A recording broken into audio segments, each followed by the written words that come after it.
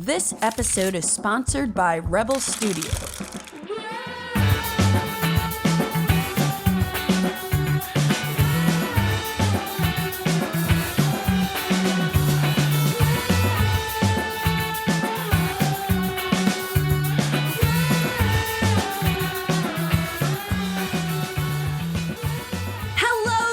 And welcome to episode 47 of the Board Game Geek podcast, where we geek out about board games, the mechanisms behind them, and the people who create them.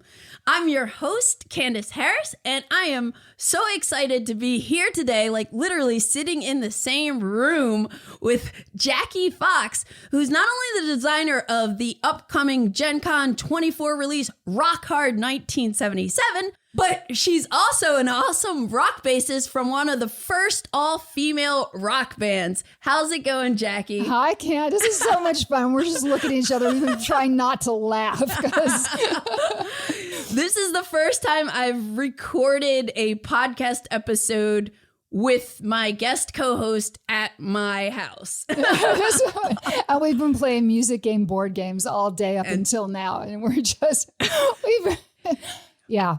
And talking about them. Yeah, so what's new with you, Jackie? I know you're probably excited about Gen Con. Gen Con.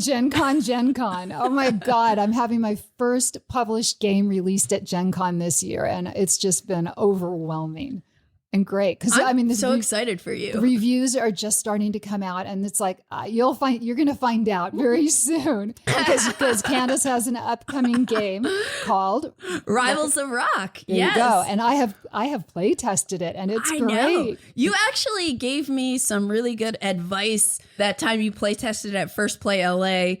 I think that was when you were like, "Hey, maybe chop one of the rounds off of the game." Yeah. And I thought, I thought the sweet spot was going to be 3 instead of 4. That was a very positive change. We are the rhythm section. So, right. Getting the rhythm of the game right is just key. Yeah. It's crazy too, because we were both designing our games at the same time. And it's just amazing that they're both coming out, and, you know, mine a little later than yours, but like that they're both coming out and we're both like rhythm section females that live in LA. I have a confession to make. Ooh. I have to say it was great when I played your game because it motivated me to get off my ass and work on mine to beat you to the punch. Nice. Although if it makes you feel any better, the second one out usually does better. So we'll see. It's on. Yeah. I love it. Since we're both rhythm section musicians, today we're going to be talking about music-themed board games, some that we played, some that we haven't played and maybe we're interested in. And I have not played Rock Hard yet. I just got a sneak preview of it, and it looks super cool, but I want to hear more about that as well. I am more than happy to talk about Rock Hard.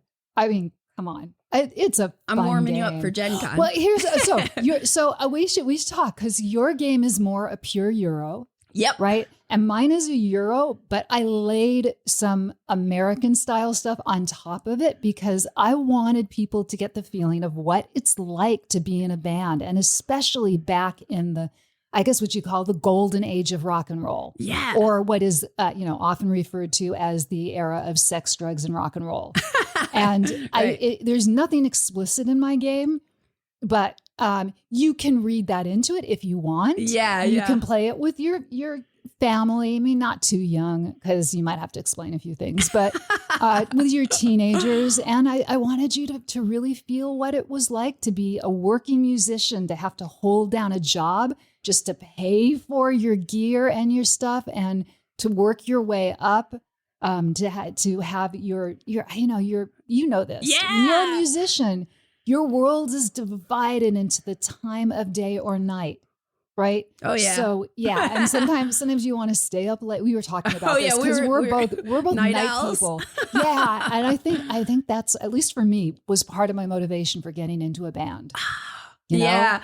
I don't know if that's the case for me, or if it was just like I started playing drums and just kept, diving deeper and deeper. I think music is in your blood in a way that it's not in mine the same. Although that's not true. I mean, on the way over here, we just played a game, and it was the first player is the last person to have listened to classical music. And I drove over here listening to classical music. So Jackie got to be the first player. I did. So I love all kinds of music. Yeah. I'm the same way. Like, I definitely lean towards like more progressive. I like a lot of post-hardcore rock. I'm obsessed with Bjork. I love Radiohead. Like, I'm a little over the place because sometimes I will be really deep in jazz. Like, I'll just go for weeks and weeks and only want to listen to jazz.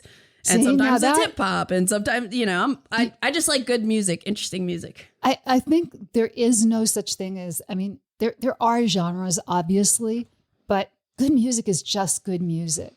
Yep. I think one of the most hysterical things I've ever done, I took Lita Ford, the queen of metal, to Disney Hall to hear Handel's Messiah. Oh, and she was just kind of sitting there with this look on her face. And it's like, but we're in this place where there's this world-class venue that was built for music. And it has amazing sound. Yes. You got to go to it, even if classical music isn't your thing. Yeah. And just hear that sound, especially because I don't know about you, I'm just starting to lose a little my high-end hearing. So what'd you say? Huh? Yeah, exactly. I'm not that bad. Not nearly that bad. But it's like to just to appreciate, like I listen to classic rock and sometimes the keyboard parts they're just starting to get faint. So, listen to all those kinds of music while you can. Well, beyond music, I did want to just mention also that I don't know if you saw this on BGG, but last week we launched a new playthrough series that I'm a part of called TeaForge. You told me about that. Yeah. TeaForge is so much fun. Yeah, so you've played TeaForge before? I was like one of the first in. See, I was late to the party. Derek introduced it to me last year at BGG Con, and I just fell in love with it. And, we both love card games, and we decided there's just not enough love out there for KeyForge, and especially now that it's back. Some people were just like surprised because it was kind of dead for a while. Yeah. It had a big splash, and then people got kind of crappy decks, and it became like, oh, now we're just going to have to go spend a lot of money for a really good deck. Yeah, but it's back, and I've been playing, I guess, Winds of Exchange and Grim Reminders. I mean, I've since played every card, decks from every set that is out there, but some of the new twists and mechanisms are really cool. So we decided we wanted to share this, especially with board gamers, because it's like, to us, like, this is the kind of card game that board gamers will probably like because of the the asymmetric houses, like how the different play styles of the houses work and the hand management. But like the fact that it's can be played casually and doesn't need to be this really you don't have to be all in the competitive scene to enjoy this game. And so we were just wanted to show off the casual side of it. And that's why we launched as TeaForge, because we are going to be drinking tea while we play, and we're talking about the teas that we're drinking. Oh, I think you need to be spilling the tea while you're doing this. By the way, can we talk about how evil Derek is? Okay, Derek, I love you, Derek. Derek invited me to do a game on his stream, and he usually does kind of lighter games. So I figured he was having me on because he knows that I'm like you. I like really juicy, complex board games. And I figured he was just doing something more complex than usual. And I'd never heard of the game, but I said, yes, sure. And then he sends me a thing and it's like, wait, Blood on the Clocktower is social deduction. I hate social deduction, but I had said that I would do it. So I watched the videos and got into it, and then I played it. It was so much fun. And now, thank you, Derek, I am now addicted to Blood on the Clocktower. And I'm sure we'll be talking about that in a little bit. Yes, we definitely will. I love Blood on the Clocktower too, and it is very, very addicting. Like once you get into it, and actually, I think I'm supposed to play this weekend. I got invited to a friend's to play it, so it's been a little bit, but yeah, I really enjoy it. One other thing that you probably know about, since you're often making appearances on GameNight, Nikki and Lincoln just relaunched GameNight DateNight also. I know, I did see that. I love DateNight. yeah, it's great. And I think Lincoln was saying like now they're going to be focusing more on 2-player games, like games that are designed for 2 players. I don't know if that's like a strict thing. So there's more content, and there's something else I'm going to be working on. I won't reveal the title yet, but there's something else I'm going to be working on video content wise, and I'm excited about it. But anyway, we're here to talk about some music themed board games and just, the idea of exploring music through board games. And I want to not only like talk to you about like music related board games that you know of or just your experience. I think you've probably been in the hobby longer than me, so you maybe know you might know some different games than I do, but I know when I joined the hobby, when I got into modern board games, I was seeking board games that were music related, because that was my only hobby before I got into modern board games, was playing music. And I'm like, where are the music games? If I had known you, I'd have told you don't bother. Because it's really, I'm shocked that there hasn't been a game that does what ours do, which is to make you feel like you are in a band and you're actually doing the thing. Right. I feel like so much it's been a game that could be about anything and just has a music theme pasted onto it. Well, do you think, and I know we're kind of getting ahead, but do you think that is because there are just more people into modern board games now? So that means more of those people are musicians, and the fact that they're musicians that also like board games, that they're now inspired to make music board games? I honestly don't know. Maybe it's just the thing that is in the air. Yeah. Right. Yeah. It's like suddenly all the volcano movies came out at the same time. All the Tombstone movies came out at the same time. Superhero movies. So right now it's going to be, this year is going to be about, and next year is going to be about music. Yeah. Yeah. We've had so many, like a real splash of all of these. Well, we've been kind of flooded with nature related games and animals, pets, trees, birds, relaxing foods too. Yeah. Well, I think that may have been too. We came through a pandemic. Yeah. And everybody kind of needed to be relaxed, and we were enjoying the sounds of nature because we could hear them for the first time. And now I think we're going out again, and we want that hit, that just endorphin rush. But before we start talking about music-themed board games, you could tell we're excited already. I'd love to hear what you've been playing lately, Jackie. So let's jump into fresh plays.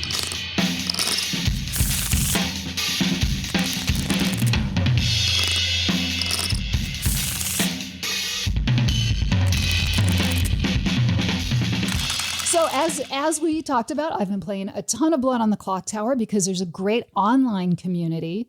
And so you find people through the Discord, and it's a different experience than playing it live. But people are just trying out their custom scripts. And maybe we should talk about what Blood on the Clocktower is. It's a social deduction game that definitely comes from the same lineage as Mafia and Werewolf games, but it just takes it to the nth degree. And so you've got a role that is secret from everybody else, and you're either on Team Evil or Team Good.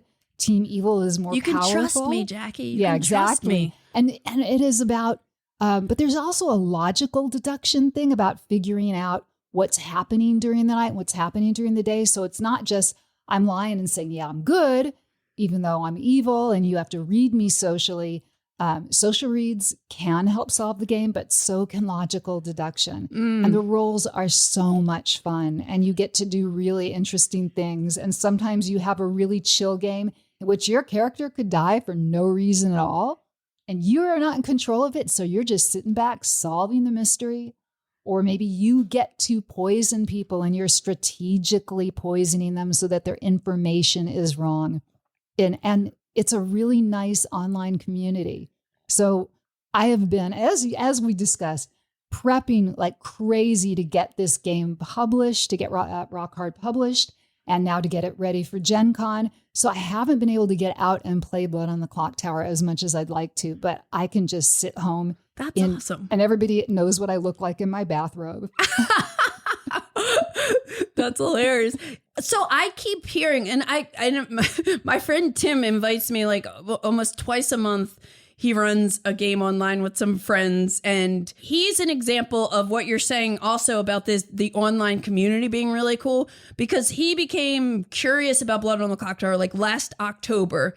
Didn't know, like couldn't find anyone to play with live, and then he just started like learning and playing via online and just fell in love. And I still haven't played online, but I have, this Blood on the Clocktower. Every single time I play it, there's some memorable story. And that's one of the things that I love about like how it makes me feel, besides the fact that when I'm evil and I'm trying to convince people that I'm not, like that's thrilling. And I like I'm better at it in Blood on the Clocktower than like Avalon. And, because they're, like you said, everybody has different roles and you can kind of manipulate some things in your interesting ways in your own favor and stuff. But all I know is every time I play Blood on the Clocktower, the next day we're talking about, oh my gosh, could you believe when this thing happened or when that person did this? And yeah, it's just such a cool experience. I have never seen a game where right after you finish playing, everybody wants to talk about what happened and why they did this and who they thought was this and and it's like it's almost very hard. You think you're going to just jump right in when one game ends and get a game started, and it's going to be at least 10 minutes. Yeah, because people want to talk about it and what happened. Yeah, like and so when you said this to me, you really meant that. Oh yeah. Oh, and people will remember. They'll be like this one game, and and they'll have things to talk about during the night, and the online stuff is great because I will do this when I wake up in the morning. It's like how I wake up. I'm just going to wake up and execute some of my friends. Yeah, for fun and sharpening the brain. And then I'll be playing with people who are in Australia, where it's very late at night for them, or there are people in Finland that we play with, and all throughout the UK. It's just amazing. Huge. Yeah. So I've now met people from all over the world, and it's a lot of younger people. It's a very diverse audience that plays it. So it's a completely different crowd than my board gaming buddies, who are all kind of serious and, very analytical. And so it's just a different experience, and it gets me into a different headspace, and just where none of it matters, right? You're part of a team. So it's co-op. But it's co-op. Semi-co-op. You can't alpha. Yeah. You know, which is great. Yeah. And I just think Stephen Medway, the designer, did a really good job with it. And I got to meet him when he was out maybe a little over a year ago. Oh, cool. And he invited me to storytell with him. It was my first and last time as a storyteller, because I realized I am great when I'm running an RPG. But Blood on the Clocktower, it's a different kind of storytelling, because your job isn't to create scary stories. It's to figure out who dies when it's random, to kind of cover up what's being done. It's hard. And to make it so that it's a tense mystery every game. And that's an art, and the good storytellers do that so well. Yeah, I have a couple of friends who are very good at it, thankfully. So there was only one time where it was at a party, and I was kind of going to storytell, but then I was like, hey, I need somebody to help me along. So I did like a 50%, and I realized this is so hard, and I don't want to do it. It's an art. It's an art, but there are a lot of people that are willing to get up there and do it. And I appreciate them. I love the game that you get these people who are very shy, who will suddenly open up because they're getting to, you've been given permission to lie. Yeah. And I'm somebody who, in real life, I don't like lying. Yeah, yeah. And suddenly it's like, I need to develop this skill. And after I started playing it, I got to where I felt like everything I said to anybody was a lie. And it was this surreal feeling. Awesome. I love Blood on the Clocktower also. One of these days I'll try the online version. Oh, anytime you want, just hit me up with a text. I'll get you into a group. Right, first thing in the morning, Jackie, I want to play. Right now, first thing in the morning is extremely early because I've got myself on East Coast time for Gen Con. So I'm like 5 a.m. Yeah, let's go. I'm not an early bird. And believe me, 5 a.m. has always been bedtime for me. So this is a new experience. Okay, so that was Blood on the Clocktower. So I've been, every once in a while, like with fresh plays, I usually try to limit it to 2 games. But there's some weeks where I just have so many things I want to talk about. But I narrowed it down, and I'm only going to do 2. And the first one is a new game from GMT Games called A Gest of Robin Hood. I saw that you had that. I'm dying to play this. Oh, okay. It looks so good. We'll see how much time we have after we record. It's a 2-player game, right? It's 2 players. Yeah, it's 2-player coin game. It is not exactly a coin game. Yes. Right? Yeah. So it's a 2024 release from Fred Serval and GMT Games. And I was provided a copy from the publisher because I actually just recently interviewed Fred for Cardboard Creations episode that's going to be dropping in a couple of weeks. I'm really excited about it too because, I played the game and I loved it. And which I'll get into in a second, but then like hearing the backstory for it just like, got me even more excited about it. And full disclosure, like this is a game I would have bought had they not sent it to me sooner, because just like everything about it is right up my alley. So it's a 2-player asymmetrical duel game where one player is going to play as Robin Hood with his merrymen, and Robin Hood player is going to be competing against the oppressive sheriff and his cruel henchmen. And yeah, this is a second game in the Irregular Conflict series from GMT, which is like games that have coin system DNA, but they're not exactly coin games. So this is like a game, again, like you were saying, like it is like a coin light feeling game that can be played in like 60 to 90 minutes.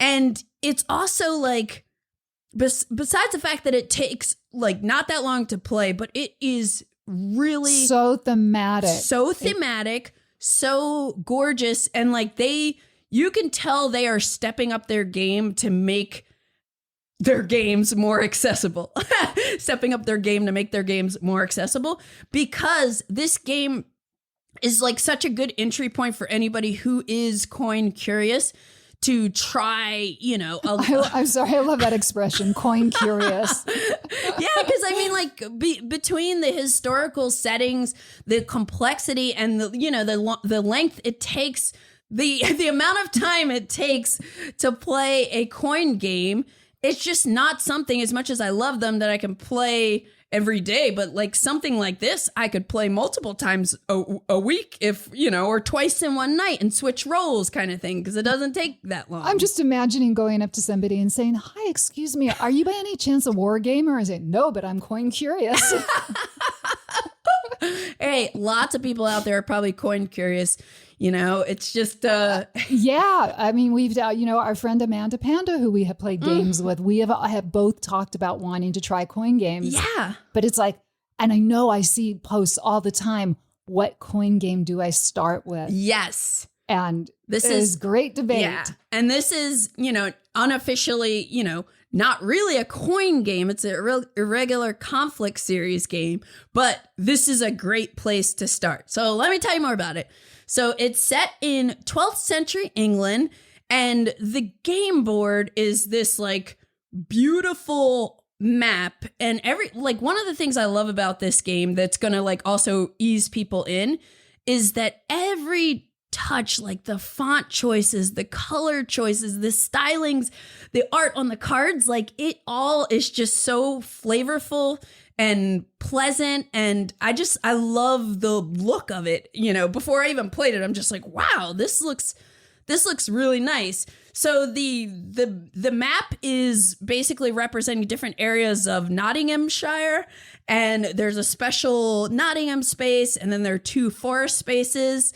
And then there are 7 spaces that are these parishes. And each parish will have a status. It's either passive, kind of neutral, or it's submissive, meaning sheriff is in charge, or it's revolting, meaning go Robin Hood. But one of the things that's really cool about this is that it has these hidden movement elements. So like one of the, which are very thematic, like you're saying. So one of the things is like for Robin Hood's player pieces, you have these octagonal cylinders and they're green, and on one side they're blank, and then on the other side they either have an icon that's representing the Merryman, and then there's one piece that's Robin Hood. It just has an RH. And during setup and most of the game, those tokens are going to be face down, so you don't know where Robin Hood is exactly if you're the sheriff player. And that's really cool because like there's this hunt of like, where's Robin Hood? Because like it's going to pay off for me to put Robin Hood in jail. And then the other part of the hidden movement is that there are these carriages that the sheriff player is going to be spawning onto the board and gradually trying to get them to travel to Nottingham. And if the sheriff player is able to do that, they're going to get some cool stuff is going to happen. But meanwhile, the Robin Hood player is going to be trying to rob these carriages and also rob different travelers. Like this, there's a deck of traveler cards that are these tarot-sized cards with like really cool art and like flavor text. And, you know, you really start to develop a narrative of like, oh, who am I robbing right now? You know, flip over a card. And the cool thing with the fact that you're robbing these travelers is each traveler card has 2 options. Like you could try to do it the safe way and get like a little reward, or you can go for more risk and, you know, you'll get a better reward if you're successful. Because when you go to try and do a robbery attempt, it depends on how many merrymen or, you know, Robin Hood is also a merryman, how many merrymen you have versus how many henchmen are in this space. And then you also roll this modifier die. And there are 2 different modifier dice. One is going to be beneficial when Robin Hood when the people who are doing the robbery are in a revolting parish or in the forest. They get to roll the green die, which is cool. Lots of +1, +2, +3. But if they're not, if they're somewhere where it's submissive or passive, then they're going to have to roll this white die that has a lot more like negative modifiers. So it's like a gamble. You have to do a little bit of a check to see if you pull off the robbery. But the general flow of the game is like there's a really cool initiative track, which is like a coin thing. And what I love about this is it makes every decision excruciating. Like you will, at the beginning of the game, Robin Hood starts as first eligible, and then there's a space for second eligible. So whichever player is first eligible, they're going to pick between one of 3 different potential action styles. The first option is single plot, meaning I do like one of my major actions in one location. That's all I do. But I'm guaranteed to go first next round if I do this because it's on the far left side of the initiative track. However, there are event cards. Every round there's going to be an event card, and events are really, really good. So if I choose to take the event, then my opponent, when they take their turn, can go to this spot on the left and do the single plot. Then they're going to be first. So you're always deciding between initiative and a better benefit. Yeah. Right. And then the third box, all the way to the right, is plots and deeds. So plots, each player has 3 different like plots. I think 3 or 4 plot action. Like think of them as main actions, like recruiting, sneaking, moving around, robbing. Like those are your main actions. But then you also have some deeds, which are little things you like other more minor actions. So if you take the spot on the far right, you're guaranteed to go be second eligible for the next event card, but you can do as many plots as you can pay for, you know. Oh gosh, money is tight in this game, especially for Robin Hood. Oh, it was a struggle. But it's just, and you can also choose to pass. And when Robin Hood passes, Robin Hood player will move their piece to one of the boxes, and they always only get 1 shilling when they pass. But the sheriff can get 1, 2, or 3 coins, depending on which space they move to pass. Ah, that sheriff. Oh, that, you know, when you're in charge, you make the rules. Uh-oh, I see you're going to want to be the sheriff when we play this. Like, the other thing is I didn't mention is, like, how do you win the game? So there's this victory track that's like a tug of war kind of thing, where in the middle it's neutral, and then when you move up, you're moving towards justice. That's what Robin Hood wants. And then when it moves down below the center point, it's moving towards order, because that's what the sheriff wants. And so there are lots of different things and actions and events that are going to allow you to, like, you know, move this like tug of war style token back and forth. And you're hoping that at the end of 3 ballads or 3 like game rounds sort of things, that the token's going to be on your side. Justice if you're Robin Hood, order if you're sheriff. There is a way that it might end sooner. If one person gets like really far on either side of the track, there are like some spaces where it's like, okay, if you're here when it comes time for the, what do you call it? The royal inspection event. So this is, and you've never played a coin game, right? No, I have played GMT. Well, I've only played coin adjacent. Okay.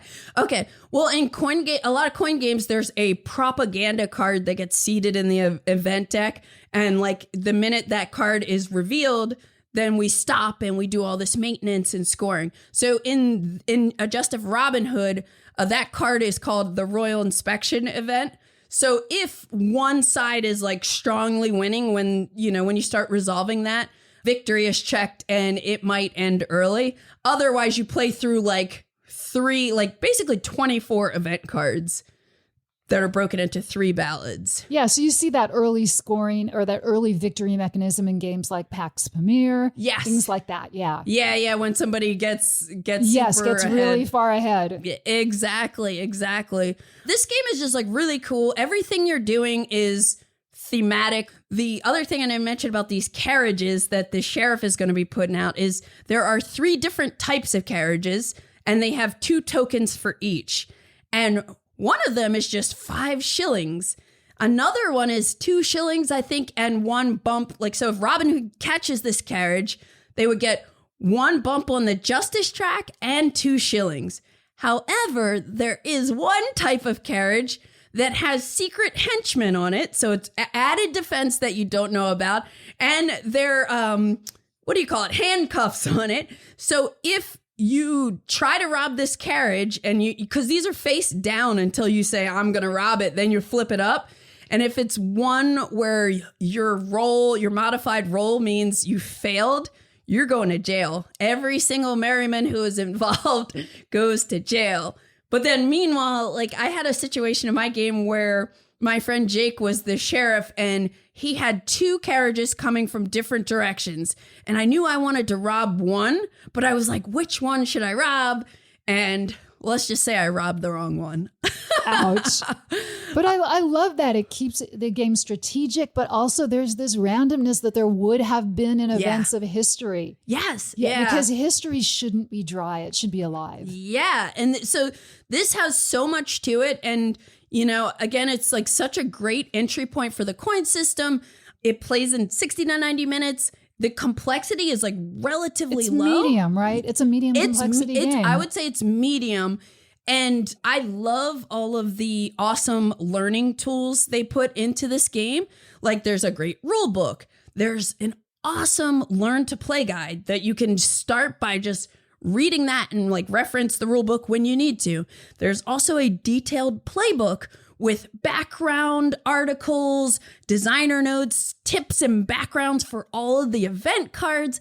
And also there's a way to take a more narrative approach to the game because you can play the cards. So each ballot is 8 event cards. You can play it in such a way that they tell a story, like almost like a tarot reading. Like there's a spread they have in there where you can make it even more of a narrative kind of driven experience. So anyways, it's hard to be Robin Hood. And I actually asked Fred about that too. And a lot of people have found that it is hard to be Robin Hood, but I think it's one of those things where it's not like impossible to win. Once you get good, or if you're the player with more experience, it's a nice little balancing thing. Correct. Like you need to like skill up to know how to like really grok Robin Hood. I feel that's kind of like Twilight Struggle is the same way. It's a lot harder at the beginning to be the US than to be Russia. Oh, yeah. Yeah. So now that's a hard game. It is a complex game. And I've gotten my butt kicked at that game so many times, but it is one of the few games that I have rated on BGG a 10. Wow.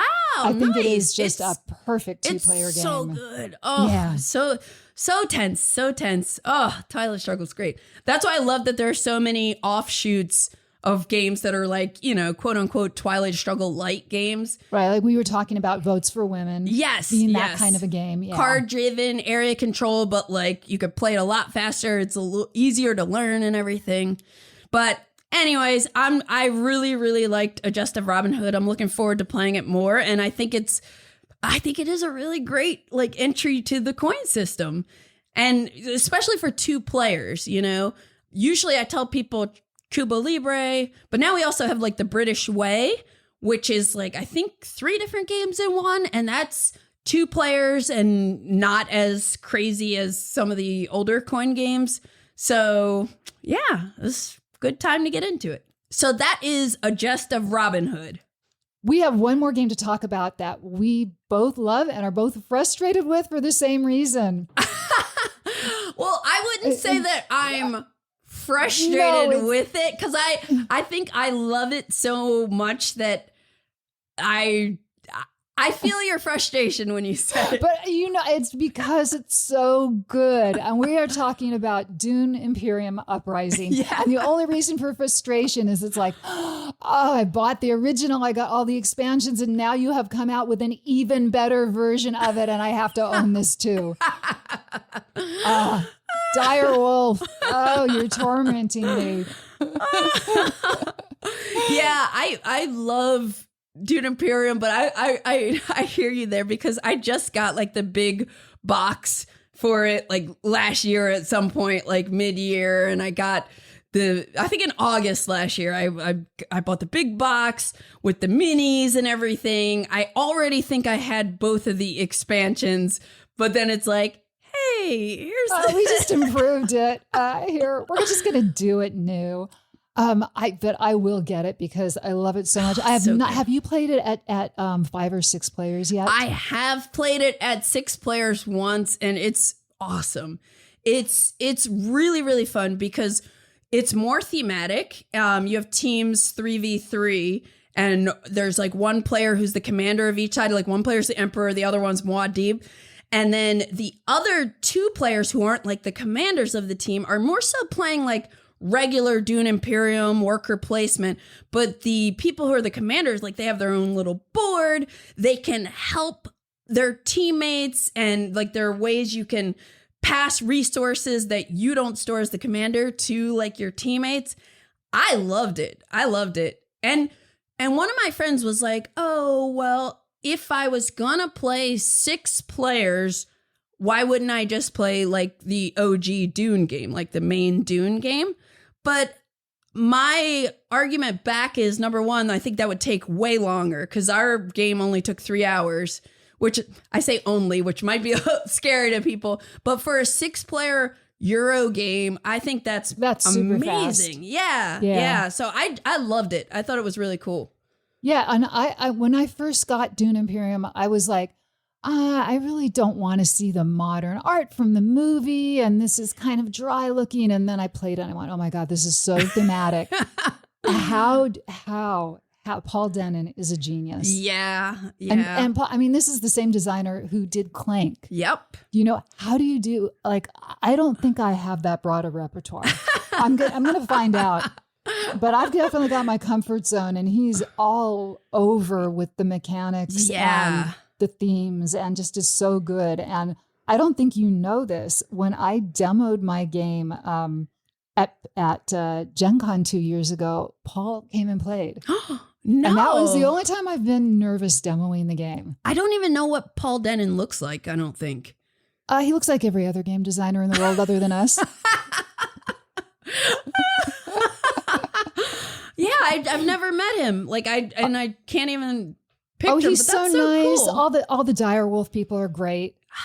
Scott, who owns the company, I know Scott. Yeah, I mean Scott went and bought a T-shirt for my game. Aww. I just loved that, and it's like, I have to say this is something I'm going to start crying when I talk about this, because I came from the entertainment industry, first from music and then from film, and I never in my decades in the music industry ever really had a mentor, ever had anybody who, offer to help me with anything without an ulterior motive. And as soon as I started designing games, there are people who popped up left and right offering to help for no other reason than to amplify an underrepresented voice, and just because they're good people. And that's maybe, awesome. Maybe it's just because there's no real big money in board games. So it's just doing it because you love people. We do this because we have a passion for board games. Yeah. Let's face it, because I've spent 5 years working on my game, and I'm never going to get rich. And I did my prototyping all wrong and spent a fortune, and I don't care. The reward is just watching people play my game and have a good time. That's so cool. Yeah, I totally feel you there. And I think that's testament also to just our the board gaming community. Absolutely. There's so many cool people that I've, at some point, like a lot of my quote unquote board game friends, I would just call, they're my board game friends. They're my board game friends. But like now, a lot of the people I've met through board games are some of my best friends, It's just, there's some good people, and it always seems like there's someone out there who wants to help. And it's like, we both have Rock Band games, but it's awesome. Like, we're going to support each other, and, They're also, even though, we talked about this, our games have some very similar actions that you can take, right? But they are two totally different games, and they give you a different experience and a different side of the industry. And yet they're both very true to life, very thematic, and it's crazy. And I started talking to you about this. There was a game that I demoed at Dice Tower West a couple of years ago, but that was created by a lawyer down in Orange County. And it was also, putting a band together and doing promotion and going out on tour and all that stuff. And he had same thing, worker placement, a lot of the same placement spots, but he had such a different approach to it. It felt completely different than your game, completely different than my game. And I hope that that he keeps working on it, because it's a great game. Yeah. And think about it. You could tell how excited about music games we are, because we go from Dune and then we find a way to get back to music games. But always. I know we aren't even done with the fresh plays, but there's... No, I totally feel you there. And I think that's also, like, if you think about it, how many games, there's so many fantasy themed games out there, but not all of them play, all of them play differently. Not all of them. Some of them feel the same, but they're even within a theme, there's lots of room to create something that's a different beast. This isn't even just within the same theme. It's with the same spaces, the same types of actions that you do. And yet they have such different, they just have a different feel to it, because it's like, you can have 3 people writing a song in the same key with the same rhythm and about the same topic. And there'll be 3 completely different songs. Yeah. And that's what I feel like we've been doing with these new music themed board games. Totally. But anyways, Dune, Imperium, Uprising, awesome game. Love and Jackie's mad. I'm not mad. I just need a bigger house. You're gonna need a bigger boat. Yeah. So earlier today, you were talking to me a little bit about 18xx. So the next game I want to tell you about that I played recently is a game called Railways of the Lost Atlas. And it's a 2024 release from a company called Asterix Games. The designers are Kevin Delger and Jacob Schacht. And plays with 2 to 5 players. And it's an 18xx style game where each game players are building the map that you're then going to lay track tiles on, not train tiles. You're going to lay track tiles on. So every game is going to be completely different.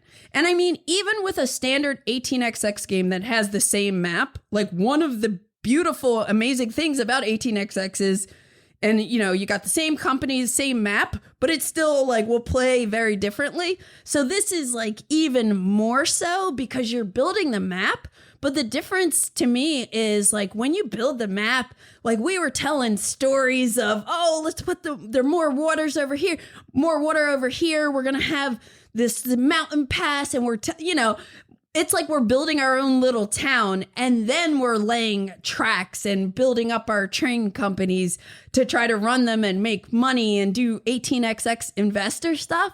But it was just, not only is it gorgeous looking, because in 18xx games, which have you played any? Just a few and a long time ago. And usually you have a map. They have not been known for great production value. Right. And so that's another thing I really like about this is because usually you'll have different colored tracks. Like, so at the beginning of the game, you can only lay yellow tracks. Then when, certain things happen, time passes, it's like technology is changing. Now we can upgrade to green tracks and then brown or whatever. So in this game, they stuck with like kind of the 18xx colors, but they did them in this like muted tone that just looks so much nicer. And the way they did like mountain hexes, they have these like this curvy lines. I'm bad at describing this, but it looks really cool. And when we built our map, it kind of reminded me of like Joshua Tree or something, because it had this like desert vibe because of the tones of all of the pieces and the artwork for the mountain tiles. And also, just to make it even look even cooler, I put some crystals, like, because there might be some gaps, different places. So I put crystals. So we had this like kind of 3D looking situation. But it was just like, I played this game and I'm like, wow, I feel like I could get rid of all of my 18xx games and just get this one. You do have a lot of them, Candice. I know, it's a problem. Candice gave me a tour of her collection right before we came in here. So, there's like, wow, you have a lot of 18xx games. Yes, and they're hard to get to the table. And so the other thing that I liked about Railways of the Lost Atlas is that you can play, it's modular. So besides the fact that your map is modular, like you could say, oh, we want to play a long game today. Like we want to just sit here all afternoon and you play a long game. Hey, we want to play a short game today. Oh, it's getting late. Let's play a micro game. So they have all these different ways that you can play it. Then there are like these 12 minor companies, and the minor companies all have their own powers. And as the game progresses, often 2 minor companies will merge together once they're connected, which is cool. But now you have this like major company that has these 2 powers, and it's just really awesome. I was like, I gotta get this. Like, it looked really cool. I like that the fact that you can play it shorter games if you want to. I loved the process of building our own map, and like a lot of the track tiles that you'll lay, like for cities and stuff, will have little names on them. So, we're just like telling this whole story as we're playing. And it just made it even more fun than usual. And another thing, and this is going to tie back to your game too a little bit. But another thing is, Usually, historically, in 18xx games, they will give you paper money because they know, and this is like Monopoly paper money, because they know most serious 18xx players are going to trash that or recycle it and play with poker chips. Yep. In this game, they give you cards, like they're money cards. So they're actually nice if you don't want to play with poker chips. You have nice money cards, which, and they're still like, they're smaller, but it's nice. It's like way better than paper money. We should probably tell people why you just said it's cycling back Yes. to my game, because DeVere committed the ultimate sin, right? And did paper money in my game, but it's cool. Not typical paper. It's very cool because it looks like real money and it kind of feels like real money. Yeah, I love it. And it's all like, it's dingy and like it's cool little things. Yeah. When they first told me when they showed me paper money, I was like, oh no, you're not doing paper money in my game. And then I saw it and I went, and they were like, cool. You got to trust us. It feels really good. And I was just like, sure it does. And then I got my first copy and I was like, oh,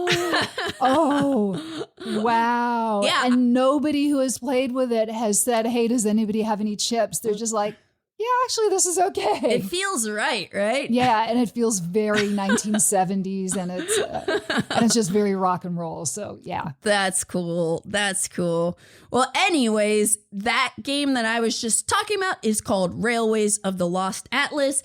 If you're into I'm there. 18xx games, yeah, it's really cool. I have to pick this one up. So. I played my friend Ben's copy. So that is Railways of the Lost Atlas. Highly recommend checking it out if you are into 18xx games and want one that looks nice. Even though 1889 Shikoku also looks nice, the new version of that, which I have, but I haven't tried yet. I will say I love this trend in gaming of upping the components, especially when they're upgraded without increasing the price, where it doesn't have to be miniatures.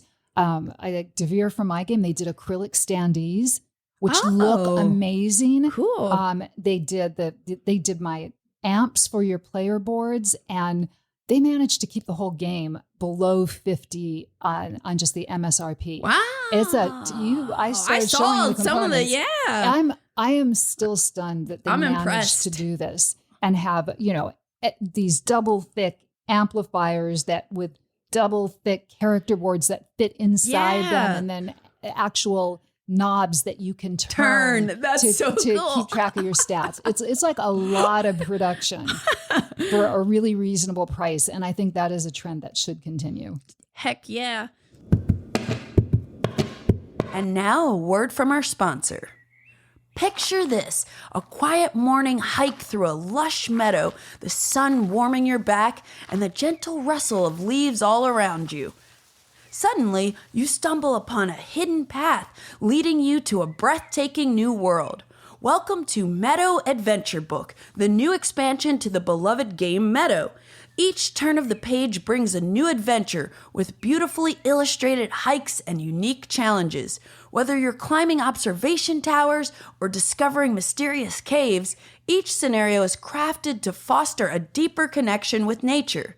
Gather your friends, embrace the serenity of nature, and embark on a journey like no other, perfect for 1 to 4 players ages 10 and up.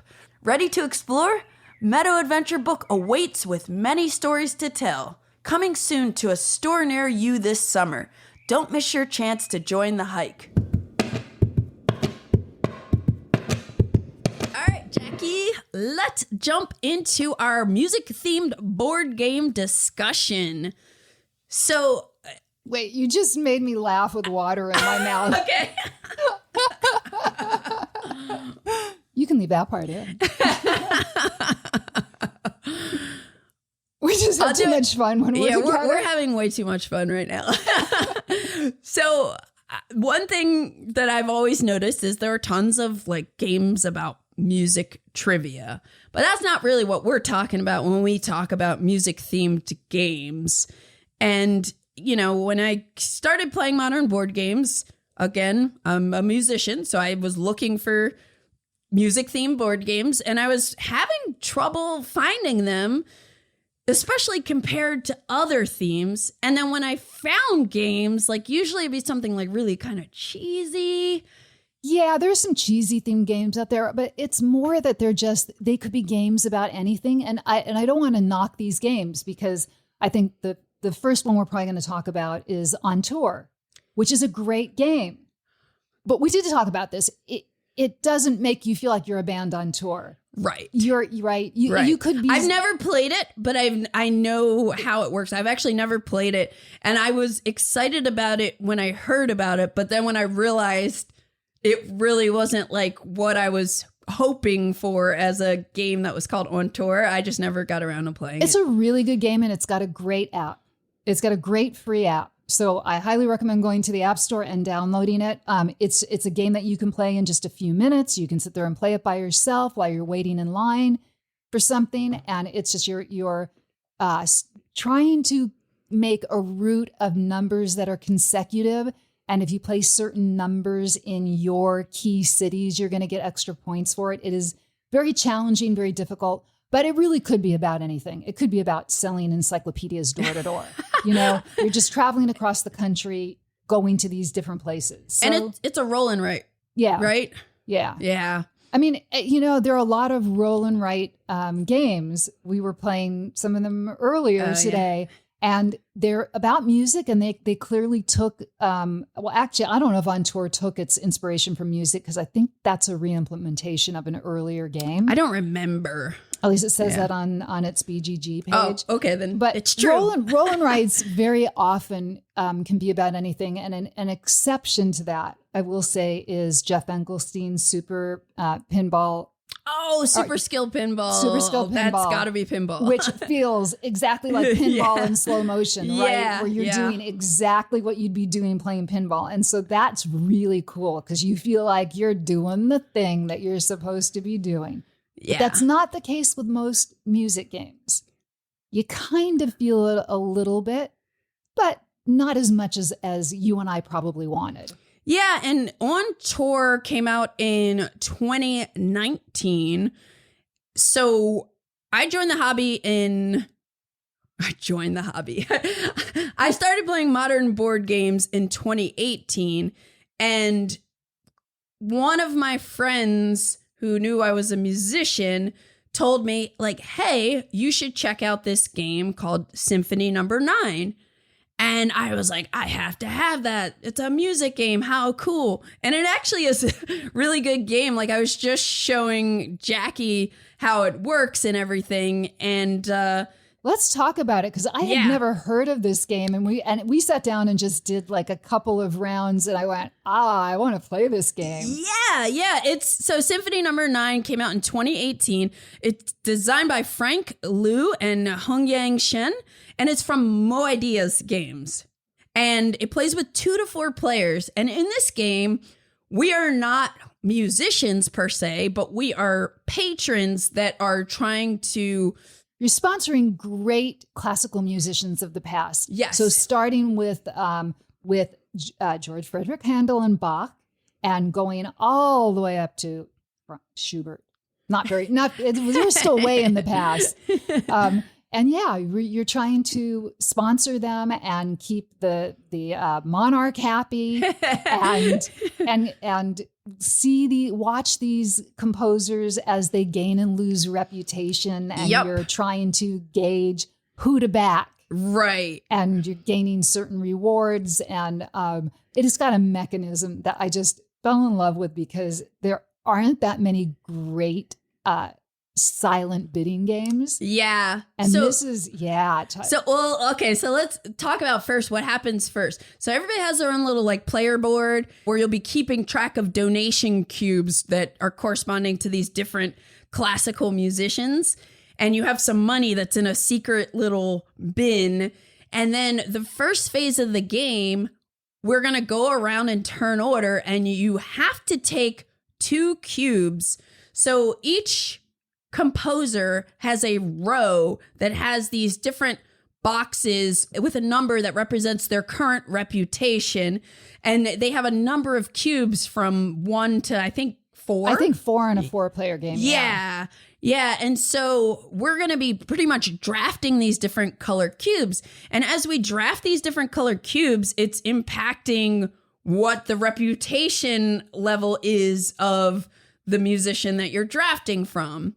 And it's also affecting your eligibility to sponsor them and to gain the benefits if it's the concert that the monarch wants to hear. Yeah, so basically whoever at the end of this sponsorship phase, or I forget what it's called, like whoever has the most donation cubes of a particular musician, like if I have the most purple cubes, I'm going to get one of Beethoven's composition tiles. But the cubes themselves are also going to help if Beethoven ends up in a concert, which now we'll go to Jackie's favorite part, I did love this. But, I know there are people who don't like auction or bidding type games. And usually it's because you're trying to put a value on things. But this one, you can see what the value is. Right. Because you can see what the reward is going to be. And you get to, it's semi-co-op. Yeah, so we were doing a 3-player game, and you and I had some cubes of the color of the composers that were going to be more expensive to put on a concert from because they had higher reputations. And we're like, do we want to work together because it could be beneficial for both of us if we make sure it goes this way. Yeah, but we're going to have to spend a lot of money to do it. But if we don't, the other player who is already kicking our butts in that round is going to benefit from it. So we said, okay, we're going to do it, but we don't know if the other person's going to keep their word. Yeah. And I love games that have sneaky opportunities like that. We were friendly, though. We friendly. We worked together. That's true. But it was only turn one. So yeah, in this phase of the game, we are blind bidding money secretly, and then we're going to total up after everyone puts their money in their coins in their hand. We're going to total up how much money we all donated to the concert hall. And there's also a modifier amount each round that I don't know what the range is. It's probably like -2 to +2 or something like that. So our money combined with whatever this token says is going to tell us whether there's no concert because we either spent too much money, we're just showing off that we're wealthy, or we haven't spent enough, so there's no concert, or the musicians are ranked based on their current reputation. So again, in our example, I forget who was the red composer. Now I got to remember. I think that was, I don't know. Well, basically, Green was Handel. Yeah. So there are these different like 3 levels of a concert that could happen.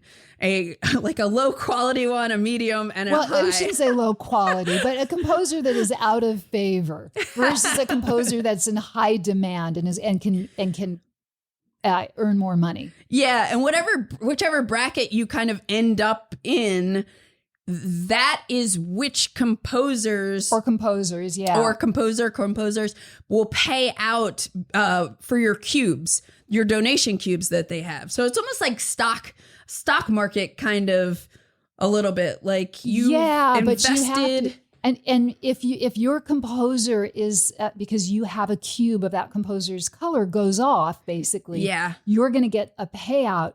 But then you're going to have to lose a cube of that color. Yeah, so it keeps you in check. You can't just pile up. And I think we read the rules as you round down because it's you lose 1 cube for every 2. So I was looking at this going, this is going to benefit Candice so much more than me. But if we don't do it, the third player is really going to take over. So I got to bite the bullet on this one. Yeah. And it made the decisions really fun and tense. I know that we just love being tormented on every decision that we made. And also, because money is secret in this game, you don't know exactly, if somebody's going to lie about how much they're going to go for the blind bid. It's really cool. But really you also like the need blind that bid. money for the next round to buy extra cubes. Yes. Because we kind of stopped there. Your first turn in around, you must take 2 cubes. Yep, for free. But then you have the option on the next round or the next pass of paying for money for another cube. And You don't have to, it's optional. And then when it goes around a third time, it's going to cost you 8. Yeah. So maybe you waited to see what other people were going to do, or you spent a lot of money, splashed it around to back different composers so that you could get a benefit.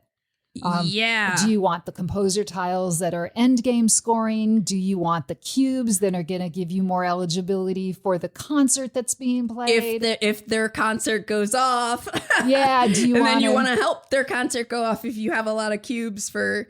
Do you want to try to have an odd number of cubes so that it's costing you less when you lose the cubes? Yeah, there were a lot of decisions in a very compact space. And then you're collecting, again, these composition tiles. So at the end of the game, each composer has a randomly seeded scoring tile that, based on whether or not you have 1, 2, or 3 plus composer tiles of them, you'll score based on some condition. So it's kind of cool that varies up.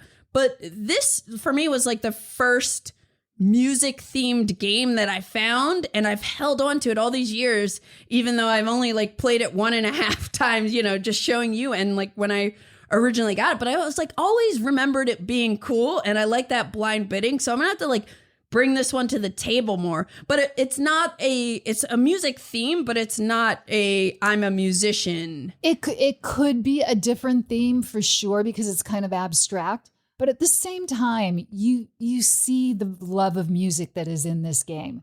Absolutely. And you definitely feel it there. So I'm going to give that a little medium on the thematic. And yeah, I think that's a keeper. Have you ever heard of a game called Rockband Manager? I've heard of it, but I have not played it. Okay, it's actually a card game that Antoine Balza designed, and it's originally had a French edition in 2010, and then Fantasy Flight put it out in 2012. And again, I had a friend, another drummer friend, who's a gamer, who was like, "Hey, I have this game," and I don't remember exactly how it works, but I just remember the art was a little cartoony, maybe some of it even slightly offensive, but it was cool. Like, you're basically taking on the role of a band manager, assembling a group, and you're trying to get them to record albums and play cool gigs and buy gear and stuff like that. But it was all cards. I don't know where it is, because I don't think I was going to get rid of that. But what other... we talked about this theme about being the manager, and I'm always like, why do you want to be a manager? Why don't you want to be in the band? Because your game has some similar things that you do. Yeah. Right? Where you're assembling the band and you're leveling them up and you're doing that stuff. But you're the musician. Yeah, it's your band. Yeah. You're creating your band. Right. And and then you're playing gigs. And yes. It's like, come on. Yeah. If you're the manager, what you're really doing, this is not the only thing you're doing, but I was an assistant to a very big rock manager for a while. And literally, in addition to overseeing the band's career, we would get phone calls from the band members like, "I got a parking ticket. Can you take care of it?" I kid you not. The glamorous life of a rock manager. Yeah, I don't know. I wonder if it's a thing where, like, with an 18xx game, I'm an investor, but maybe I want to be the one that's driving the train. I don't know. Well, I think it works really well in classically themed games. Yeah. And I know we're going to talk about it when we get to my favorite music themed game. Yeah, we can talk about that one now if you want. Yes, because I want to talk about it because this is the game that made me take my game to DeVere. Oh, and it's Lacrimosa. That makes sense. Yes. It's Lacrimosa. And it caught my eye immediately when I saw the cover. Yeah. Because the cover is beautiful. Yep. And it's a game about completing Mozart's Requiem after his death. And it's just, Mozart is my favorite classical composer. Oh, cool. He had a, brief, but just wonderfully flamboyant and over the top life. And he was quite a character. It was so ADD, which is hard to believe that he composed these things like almost without having to even seemingly think about it. Wow. But he would get so bored during rehearsals that he would sometimes jump onto the table and start meowing like a cat. I mean, you just read these stories of Mozart, and he was very oh God, I can't even say it on a family broadcast, but he was very, I think it was not so much an obsession as a family joke about a particular bodily function. So his letters, when you read his letters to his wife, they are very, they're passionate, but they're also kind of comical. Interesting. I didn't know this. And he had his dad was very much a stage dad and was trotting out Mozart and his equally talented younger sister, whose nickname was Nanurl, and was taking them on the road all over Europe performing. And Nanurl eventually, because she was a woman, was expected to go get married and not have music as a career. I know we can talk about that.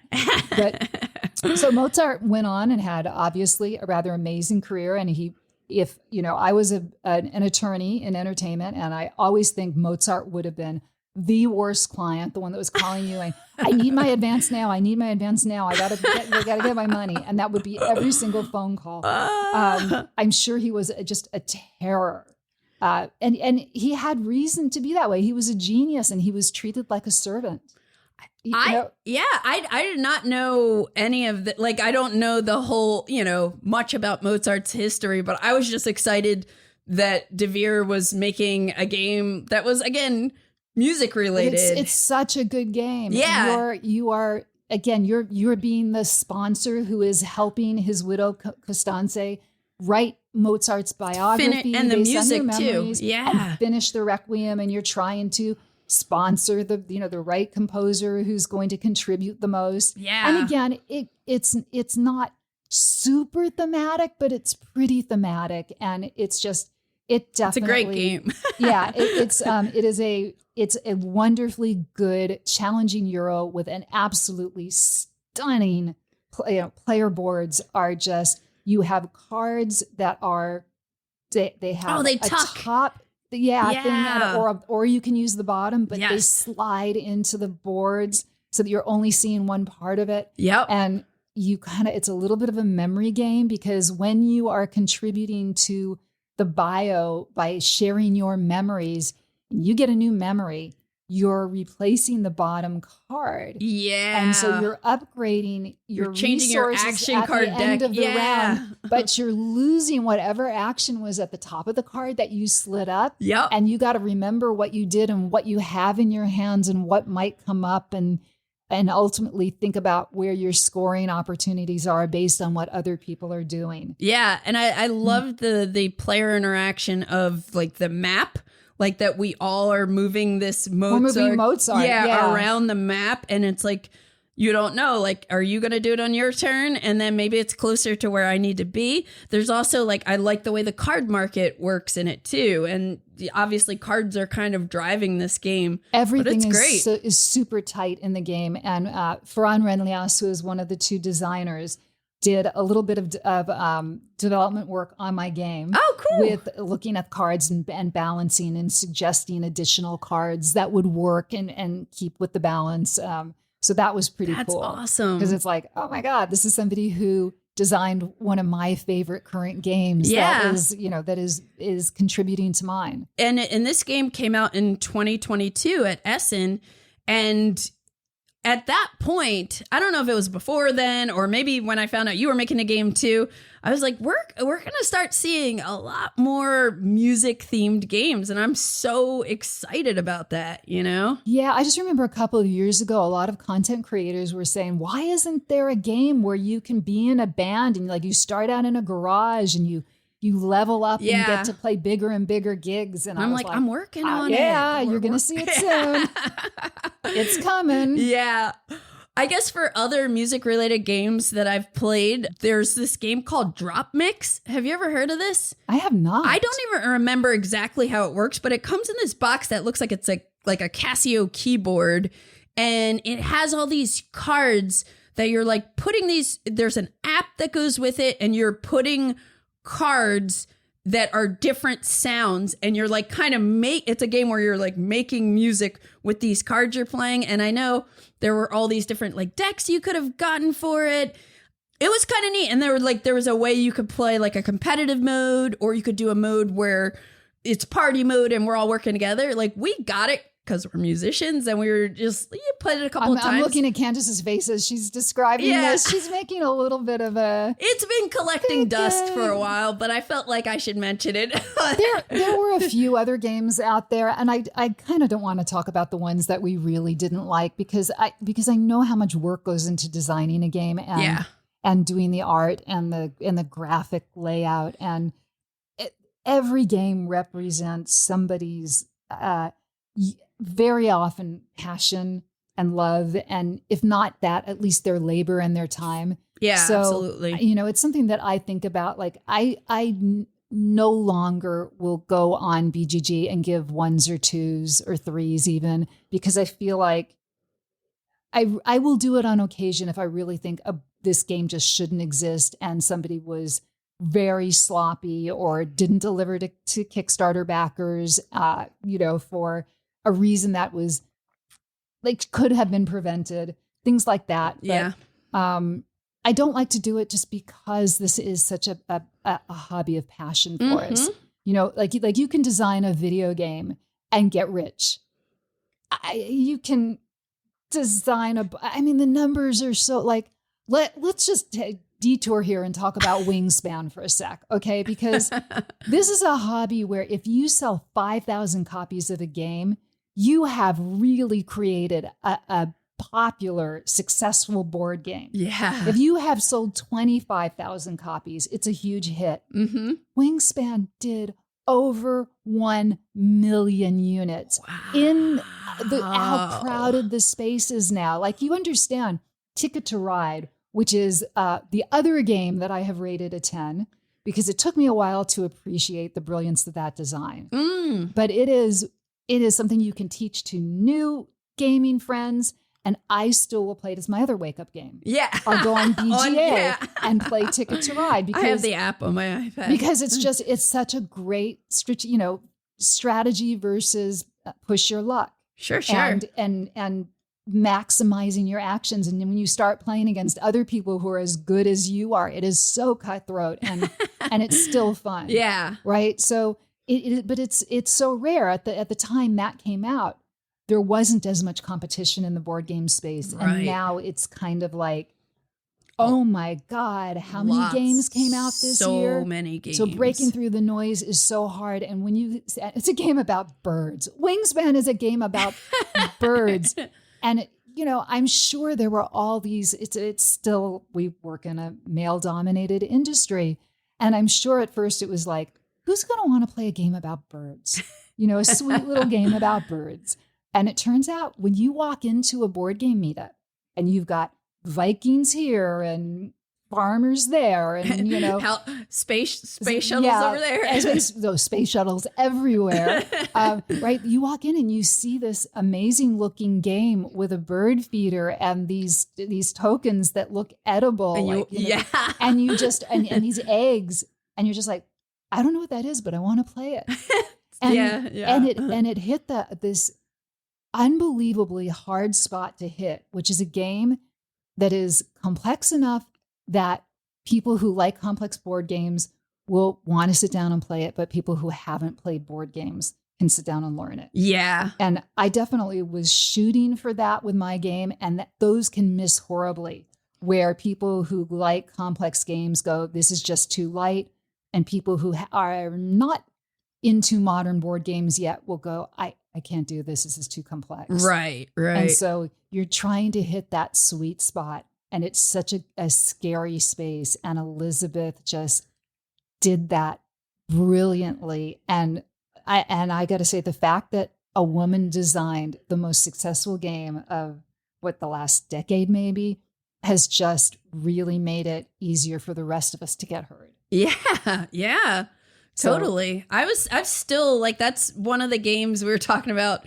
You saw my big shelf of games that I'm getting rid of, but Wingspan is a game that I rarely play. Like, I haven't played it in years, but it's something that I keep because I just think it's like, at this point, like a special part of my history in modern board games, but just It was just it's a groundbreaking. It was a groundbreaking. And when release. you want to introduce somebody to Euros, you can pull that out, and their heads are not going to explode. Yeah, totally. No, yeah, you're right. And there are so many more female designers, which is really cool.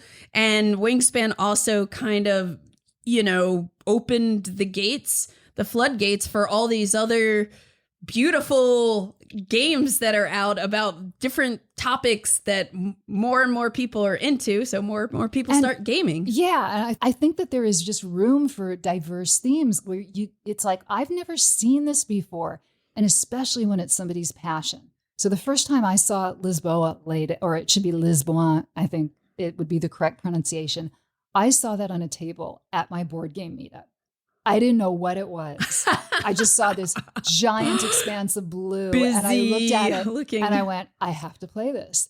And nobody, I hadn't been gaming that long. So I had no idea what I was getting myself into. But the guys at my board game meetup heard me say that I wanted to play that. And the next time they brought it, and this was at a Shakey's Pizza Parlor at the time. And the next time I walked in, they said, we saved you a seat.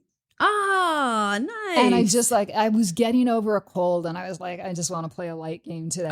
But then they saved it. They saved a place for me the next time. And that was how I got into super complex board games. And Lisboa, nice.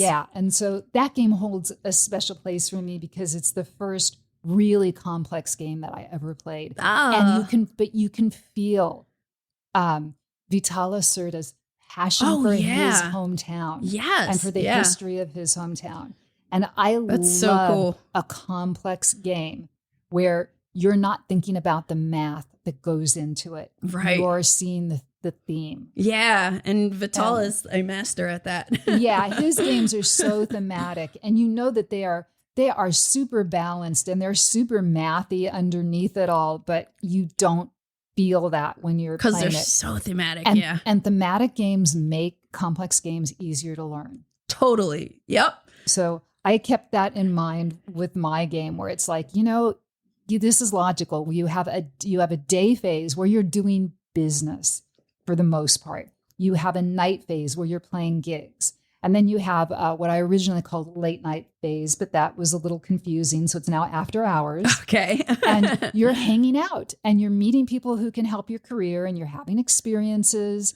And it's, and I think and then there are things that you can do anytime, like you can write a song any time of the day. Right. And then you have a job though that you can only do when you're supposed to show up and work. And so it's the game is about, what you do in real life when you're a musician starting out is you're going to work and you're figuring out, when do I blow off work so I can do what I really want to do?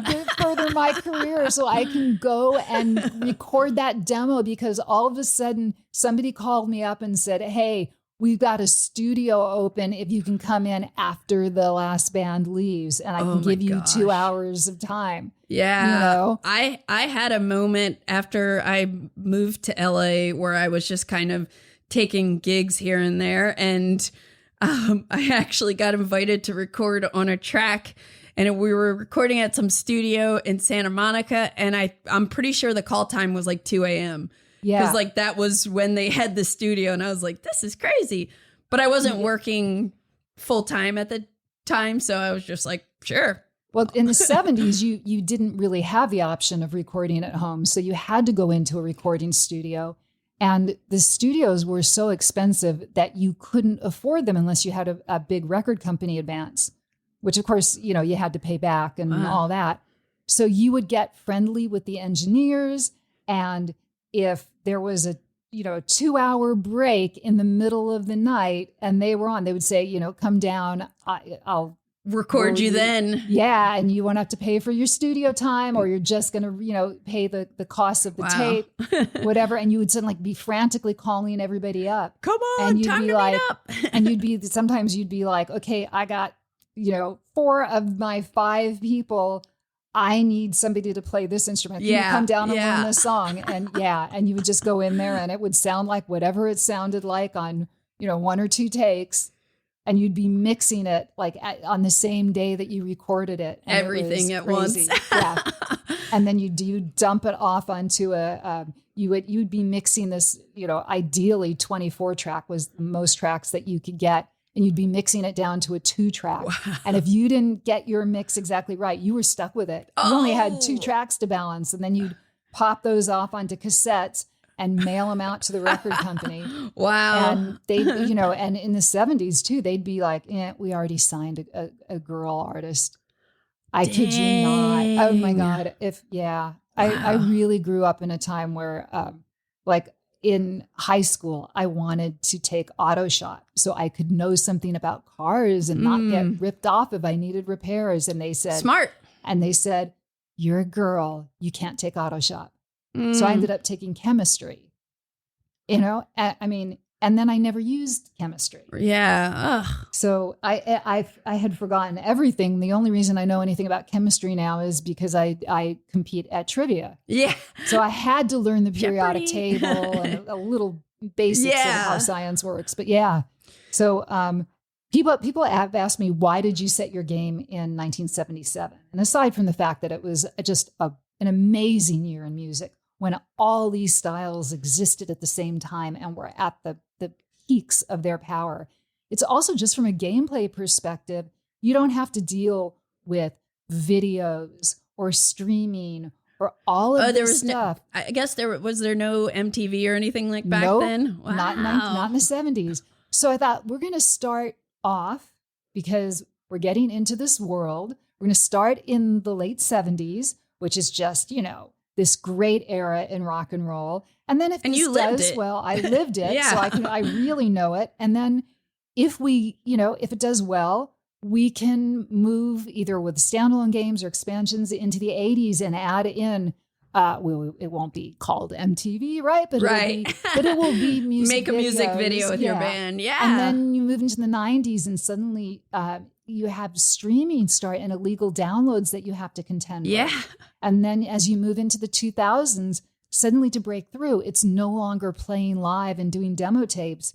It's getting your own following on social media and so Spotify plays and everything. Yeah, well, it started out as it was MySpace following, and then it became whatever it became, and YouTube and Napster. Napster really kind of said people don't want to be paying this much for music, so now instead we pay that much for going to a live concert. Right.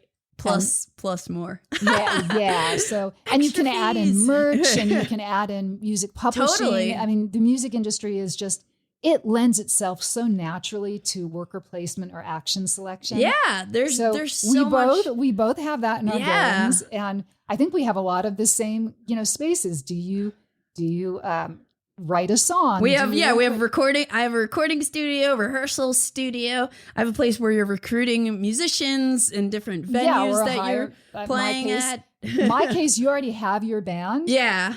But you are having to hire crew in order to play larger venues. Yeah. And you're having to write more songs and you're having to get better at your instrument and you have to get a reputation going. Yeah. And so, and you get to have fun.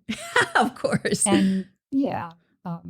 And you're all kind of competing for the same goal. And there aren't a lot of paths to victory in this at least this first game, because you're all trying to do the same thing. Get big, play, get yourself to a stadium, get a record deal. I'm looking forward to playing it soon. You'll feel it. You'll definitely feel it. One of the things that I like, and even you're doing it with your game, but with music games that have kind of stood out to me is just how much fun, and this could be because, again, I'm music theme biased, but I like how much fun you can have with the theme.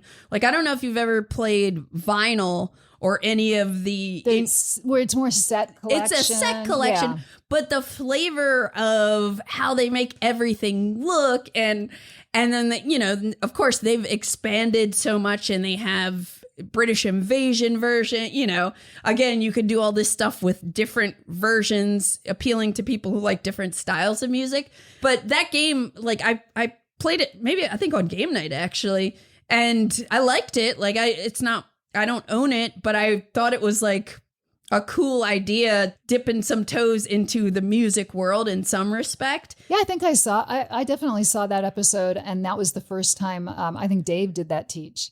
Yes, yeah. probably.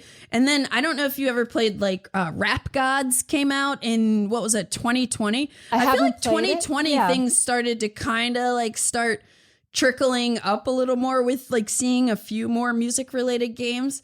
Yeah, there were. But I remember looking at all of them and going, this is nice, but if I'm it's not music, what you wanted to convey, I don't want to do, I mean, my game has a set collection element, but it's based on something completely different. And it's not the main thing that you're doing. Yeah. Because the main thing you're doing is what musicians do. Right. And the set collection is really because you're hanging out at night and you're hanging out at the same club a lot. So it's like they know you, they're giving you VIP treatment, or you're being the person that's all over town and people kind of want to follow you around and see where you're going to be next. And they're trying, because when you're in a rock band and you start to get known, people want to see you out at clubs and have a chance of seeing you, and you're going to meet people, and you're either going to, you might go to the place where music industry people hang out and meet them, and they're going to do something that helps your career.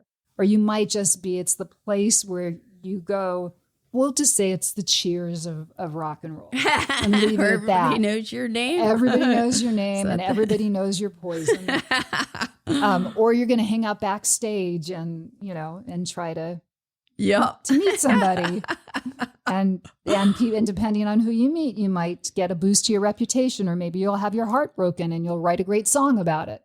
Yeah. And there are also, like, besides like now more games about like being in the position of being the performer. Like, again, talking about Rap Godz, I haven't actually played Rap Godz. It's designed by Omari Akil, and it's published by Board Game Brothers, but then they changed their name to Colorway Game Labs. But in that game, you're a hip hop artist trying to like make it. And I just remember looking at everything for it, and I was like, I love that like these kind of games are coming out there. Like there was a game that Weird Giraffe Games put out called Big Easy Busking, where you are trying to be the best street musician in New Orleans. I'm like, that's cool. Like, even like I've never played it. Again, there are so many that I haven't played. Like we were talking about Draft and Write Records that came out like maybe last year. I just started playing that on BGA last night, and it looked like it was pretty cool. I mean, it's a roll and write, so again, the theme is a little, could have been anything kind of thing. I'm not going to say that it could have been anything, because it is more baked in than most roll and writes, but it's still not.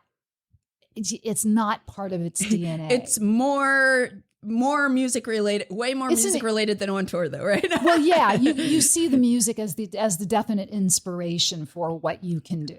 Yeah. Right. So I like that. And I think as just to go back to what you were saying, that one of the reasons there has not been more in this space is because people's taste in music is so personal. It's so genre specific. So it's kind of like, I don't really like rock and roll. I like country. So this theme isn't good, maybe doesn't appeal to me that much. Whereas if it's a racing game, I don't think people really distinguish between, well, this isn't NASCAR, it's Formula One, right? But music's a little more personal. Or if it's vampires, it's, these are good vampires versus bad vampires. It's like, I want to go out and feast on somebody.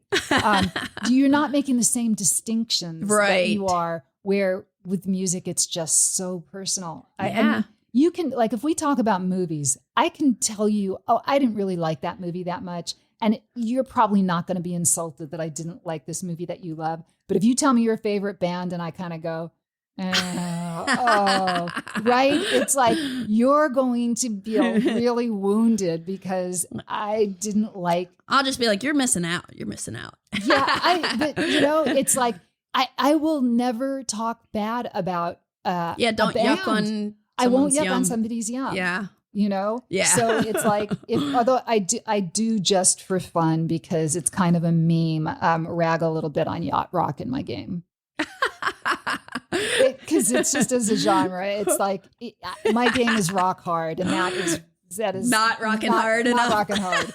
Although I did a soundtrack to go with the game. Cool. So if you go to Spotify and you look at under Jackie Fox, you'll find this very cool playlist of 50-something 70 songs that all predate 1977. And I did throw on some things that aren't strictly speaking rock and roll, because I kind of feel like the Carpenters, Karen Carpenter, was an amazing drummer, as well as having one of the most beautiful voices in all of, recorded music history. Cool. So she is underrated, and thematically the song goes with the game. I love that. I love that you did that, because that's actually something I'm planning to do. Right now I have my own private playlist that I play when playtesting and whatnot. But I love games, any board game that someone went out there and made a soundtrack for. I think the first time I noticed was when back years ago we were playing Pandemic Legacy, and somebody, it could have been on Spotify, Apple Music, I don't remember what it was, but there was a pandemic list of a bunch of songs that were stressful and it just worked great. And there are a lot of other games that have soundtracks out there, and I love that. I think I'm again, music is a big part of our lives, so I like experiencing board games with some kind of soundtrack going along. Now, see, I don't want anything playing when I play board games because I find it really distracting. But I like the idea of just having a board game that even has a related playlist that you can go listen to in the car. And then you come back in and the you mindset. Play, okay, that's in that mindset. So even if you don't like playing music while you're playing games, I think you'll enjoy this playlist if you like. Good call. Music. Good call.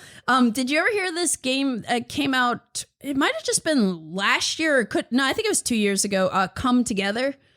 It has a very psychedelic look. I haven't played it yet, but it looked really good. I think in that one, you're kind of putting on festivals, but I remember seeing it and really, again, appreciating all the flavor and people, I feel like people who I know who played it liked it, but nobody's really talking about it, I guess, including me, because I don't know much about it, except that it exists. Oh, God, as soon as you say flavor, people were really surprised that Devere put out my game, because they usually do language independent games. So if you buy any of Devere's games, you're going to get a game with a lot of icons and then 4 rule books, with 4 different languages. And my game is completely language dependent. So I'm shocked that they even decided to do it, because none of them speak English as a first language. And as soon as they decided to do it, though, they said, we're doing it. We're doing it. And we want, and kind of last minute, they said, well, we want flavor text on everything. And I was like, and we want twice as many cards. And I sat there and it was like we were a week away from the drop dead, deadline for publication and hitting the date. And you're still working on cards. I came home one night from board gaming, and I wrote flavor text for 85 cards in a row. And it was great about it was that the longer it went on with me writing flavor text, the more real they got and the funnier they got. And I still sometimes forget, oh God, I wrote that on there. I can't believe I did that. I know where the line is and I'm going right up to it. That's great. But yeah, it's I'm so excited that your game is coming out, and it's been made / being made. And no, it has been made. It is in the process of shipping. Okay, that's awesome. They are literally loading up copies now for Gen Con, and then there is another ship on its way with the copies that are going to hit retail. And of course, because of everything that's going on with shipping in the world, it's running a couple of weeks late. So it'll probably be out retail mid-August rather than the beginning of the same time as Gen Con. But you can pre-order it. Okay. And if, cheap plug, way into the stream, if you order it from the Devere Games website, if you're not going to Gen Con, they did a promo card with a certain bass player with a full character card and standee. It's cool. Amazing. Because our artist, Jennifer Ginet, who is, she did all of these are original works in watercolor. None of the art was created, or the main character art or box cover was created digitally. Oh, so it's awesome. Like you watch her work, and she does some, puts up on social media how she works, and you're just like, oh my God, you make one mistake. Oh, and you got to scrap the whole thing. You have to start over because it's not, and it's, so like, I'm just amazed. And she's really young. So for her, she wasn't born. I think her parents probably weren't born in 1977. Oh, wow. So she had to learn the era and what it looked like. Yeah. And she's not a musician. So her first. Lots of learning. The first character that came back, he looked awesome, but he was one of the guitarists, and the strings stopped at the neck. There's like, no, they go over this piece. It's called the nut, and they go through it, and they wrap around the tuning pegs. Yeah, if you don't know, you don't. So there were like, it's like that. You have to kind of learn, and I'm sure you're gonna look. You could probably look at the drummers and find out everything that is wrong with their setup. Like I look at my character card, and I'm like, that's not really a playable bass. But hey, it captured me. Yeah, that's awesome. Besides your game, there are a couple other games that I know of that are coming down the pike. Like I think you mentioned HiFi was one that maybe, I don't know if it's out at Gen Con or demo, but I'm so glad you emailed me about that game, because someone showed it to me like a year ago, and because they were so blown away with how you're actually spinning a vinyl record as part of looks cool the gameplay. As the mechanic. It seems, I'm going to definitely try to track that down when I'm at Gen Con. That one seemed cool. And I've also been very excited about Luthier, because that one's all about making instruments. And that's the top of my list to check out at Gen Con. And it looks like it's only going to be demoed. Right. That it won't be for sale. It'll be out next year, I think. But that is like very high on my list, not just of music themed games I'm interested in, but of games I'm interested in. Totally. And then there are two other ones that I saw that are more like kind of like fantasy twists on music. Martin Wallace has a game called Monster Rock, and I forget the whole premise, but I think your musicians are different, like fantasy, like goblins, and I don't remember everything, but I just knew. I remembered hearing about it, and I don't know like how long it's going to take to come out, but that one. And then there was one I saw at Essen last year called PhilharmoniX, and that one is like a space orchestra. Space music. Yeah. So they're more. I'm sure we're just going to like continue seeing more and more. And I guess one other one I want to mention, just because it's kind of different than any of the other ones that we've talked about so far. There was a game that I saw the very first time I went to Essen in 2019 called Lord of the Chords. And Matt and I were both like, oh, this is so cool. Because I was still, we're still new to like board games, but we see this game where you're making chord progressions, and it actually like has... I've never played the game, so I don't know.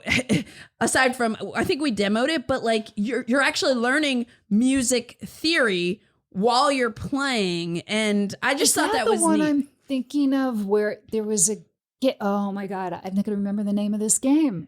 Was that it? Where you're playing different chords, like playing cards to make chords, but that fit. No, there's another one where you had to, basically you were learning, maybe it is music theory. It might be the same game. It does. The name's not ringing a bell for me. So I forgot. Lord of the Chords. Maybe there's another like music theory kind of game. Yeah, where you were composed at that. It was a Kickstarter game. I was going to back it. You know what? I don't know. Okay. I'll put it in the show notes if you remember it later. I totally forgot about that. Yeah, I will email that to you if it's one that I was going to back, just because it was so beautiful and cool and was teaching you music theory. Ooh, now I'm curious to know what it is that you're thinking of. But there's like another game called Symphony that came out in 2018 that I just happened to like stumble upon a Dice Tower video for. And that one is like, it looks cool, like, because you're getting instruments and you're kind of putting them, like, you're basically building an orchestra, and you need to position certain instruments different places for like the acoustics. And it's one, like, you know how at the bottom of the Lacrimosa board we're actually filling in notes, sort of like musical notes? You're doing something more with music in this game. Yeah, it was called Symphony. I never played it. I've been like I want to play it though at some point because it's music. Someone send Candice all these music themed games, and we'll have a whole game day. And the last one I'll just mention is because someone gave me a copy, which I cannot find. I haven't played it. There's a game called Upstaged, and it's actually a local designer, Mike Trias. It's a card game where you're performing. And I remember because I was like I was running a session demoing my game. And he's like, oh, I have a music game too. But his, he kind of like self-published. But anyway, that was called Upstaged. Haven't played it. But so games are out there. More are coming. I'm super pumped to, that your game is about to come out. And it's so cool to actually see it. And I'm so happy for you. And yeah, I can't wait to see you at Gen Con. And thank you so much. I will just tell you, I am so excited. I am so, just stressed in a wonderful way. I'm breaking out for the first time since I was a teenager. So it's appropriate. I'm feeling like that, teenage rock star all over again. And I hope that people who play it feel like a teenage rock star too. Yeah. And will you be at the DeVere booth? I will probably mostly be in ICC 138 because DeVere has a separate room, and they're really making that the rock hard room. So I'll be wandering around and going over to the DeVere booth as well. But I will mostly be in room 138.